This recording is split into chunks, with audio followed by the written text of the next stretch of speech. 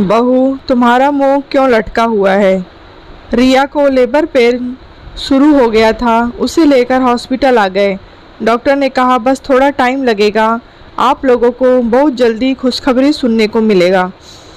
सुमित्रा जी बाहर बैठी हुई थी। थोड़ी देर बाद खबर आई, कोई एक लोग अंदर आ जाओ। सुमित्रा बहू, तुम्हारा मुंह क्यों लटका हुआ है? सुमित्रा जी ने अपनी बहू से कहा। रागिनी, जाओ देख कर आओ।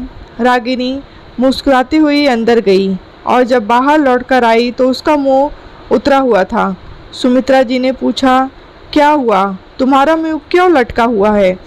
रागिनी बोली, वही हुआ जिसका डर था, फिर से बेटा हुआ। कितनी मन्नतें मांगी थी कि एक बेटी हो जाए, ना मेरे बेटी और ना मेरे बहू के। सुमित्रा जी बोली, अरे इसमें दुखी होने की क्या बात है, कौन सा घाटा हो गया है?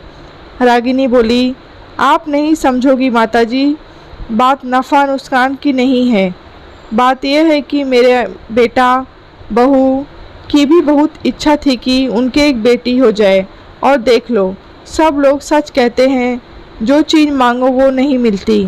बगल वाली के पहले से बेटी थी तो उसके फिर बेटी हुई है, और हम ईश्वर से प्रार्थना कर रहे थे कि हमको एक बेटी दे दो, तो बाल गोपाल मिल गए।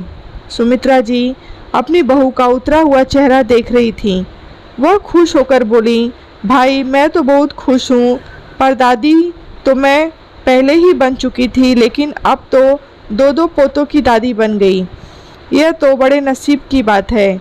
रागिनी पास में ही बैठ गई और बोली, माता जी आप मेरा और मेरी बहू का दुख नहीं समझ सकती, क्योंकि आपके तो तीन तीन बेटियां हैं। आप अपने सुख दुख अपनी बेटियों से कह लेती हैं। मेरे घर में तो राखी और दोज के त्योहार सूने हो गए। बड़ा मन था इस बार बिटिया होगी तो आरब को राखी बांध देगी। चाचा ताऊ और बुआ की बेटियां बस कहने को होती हैं, क्योंकि उनके अपने खून के रिश्ते होते हैं। पूरे 9 महीने मैंने और रिया दोनों ने माता रानी से यही मांगा था, इस बार हमारे घर भी कन्या आए।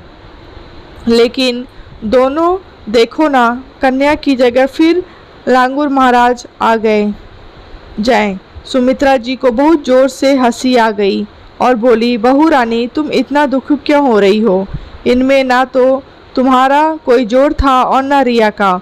ऊपर वाले को जो देना था वह दे दिया, उसे हंसकर स्वीकार करो। चलो सबको मिठाई खिलाओ और आने वाले बच्चे को आशीर्वाद दो, वह स्वस्थ रहे।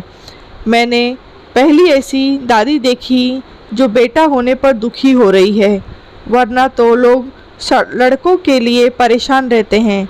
रागिनी बोली, माता जी आप मेरी भावनाएं नहीं समझती। मेरे खुद के 2 बेटे और मेरे बेटे के भी 2 बेटे हो गए।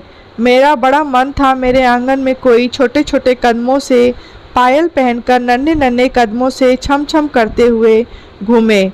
मैं उसे खूब सुंदर सुंदर फ्रॉक और स्कर्ट टॉप पहनाऊं, उसके बालों में हेयर बैंड लगाऊं। मेरे तो सारे अरमानों पर पानी फिर गया। सब बहुत खुश थे और एक दूसरे को बधाइयाँ दे रहे थे। तभी रागिनी ने कहा, मेरा तो मन कर रहा है कि बगल वाले से बात कर लूं और उनकी बेटी ले लूं और अपना बेटा उन्हें दे दूं। अमन ने कहा, वाह श्रीमती जी, एक्सचेंज ऑफर? नहीं नहीं, पहले रिया से तो पूछ लो और अरमान से पूछो। लो, दोनों बच्चों की क्या इच्छा है? कोई अपना बच्चा कैसे देगा? अब जो भगवान ने दिया है उसे स्वीकार करो और खुश हो। कुदरत का करिश्मा देखिए। अगल बगल में 2 फैमिली थी और दोनों उदास थीं। एक को बेटे की चाहत थी और एक को बेटी की। बाद में सब लोगों ने आपस में सलाह मशवरा किया, लेकिन इतनी हिम्मत कोई भी नहीं जुटा पाया। सच में बहुत कलेजा चाहिए अपने जिगर के टुकड़े को किसी और को देने के लिए। और दोनों परिवार अपने अपने नौनिहालों को लेकर अपने घर चले गए। अगर आप सबको मेरी कहानी में कुछ भी अनुचित लगे तो मैं क्षमा प्रार्थी हूँ। आप सभी के अनमोल सुझावों के इंतज़ार में आपकी सखी। कहानी आपको कैसी लगी है कमेंट बॉक्स में बताएं। कहानी अच्छी लगी हो तो लाइक करें, शेयर करें। चैनल को सब्सक्राइब करें।